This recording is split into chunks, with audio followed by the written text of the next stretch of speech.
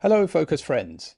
Today's video is the third one that I'm dedicating to Chapter 1 of Stephen Covey's seminal book, 7 Habits of Highly Effective People. The first chapter is titled Be Proactive, and today's video relates to the value of being careful to use proactive language.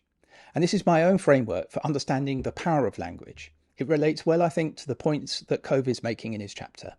So the first thing that I want to note is that language is thought, and thought, for the most part, is language. Or maybe I should say language deals in concepts and gives us little metaphorical handles associated with those concepts that we, metaphorically speaking, touch, so others too can experience the associated concept. But before I get too poetic and carried away with abstract models, the point that I want to convey is that we need to be careful in the language we adopt because it changes fundamentally how we perceive the world around us. It does it strongly. George Orwell once said, "If thought corrupts language, language can corrupt thought." So, in my view, we need to take care. To understand something of the power of language, let's consider Jastrow's duck rabbit. It's a famous paradox. The image can be seen either as a duck or as a rabbit, but it can't be seen as both at once. Now, this is a visual image, but a similar level of choice is available to all of us all the time for the language that we choose to describe the world. And it makes a big difference to the opportunities that we see. The difference is in a dimension made present by our brains and conscious focus. We can't say what others at any time are seeing, if it's a duck or if it's the rabbit. We don't have control over that. But we do have control over what we see. We can choose how we see it and when we see it that way. So you can see where I'm going with this. This is a big point of differentiation between people. The reality we see is in a significant way formed by the language that we use. Our language shapes the options we see as available.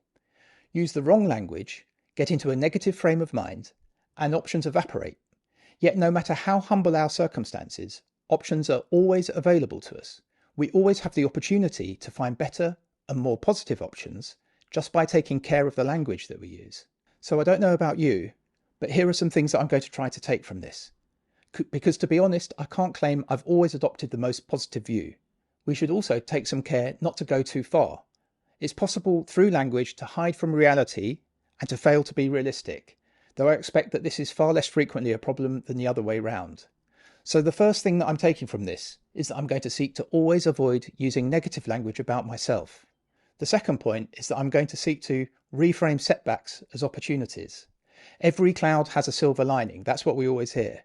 There's always the option to reframe negative perception as useful information for addressing things that need to be improved.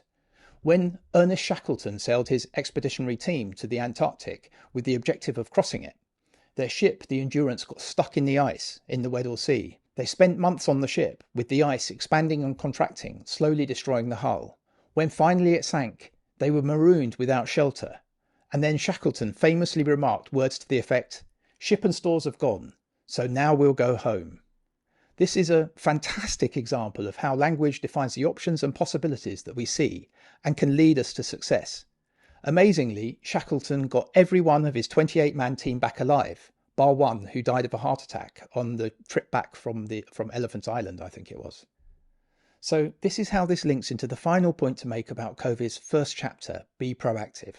Proactive people use language in a way that never creates unnecessary barricades or impediments to success. Simple Focus provides a quick-to-use, self-improvement checklist. See your progress at a glance. Acquire the habit of self-improvement daily, with a morning checklist, objective of the day, and an evening review. View and prioritize objectives for the positive habits you'd like to form. Great video content appears daily in the magazine, and when you see something you like, add it to your objectives.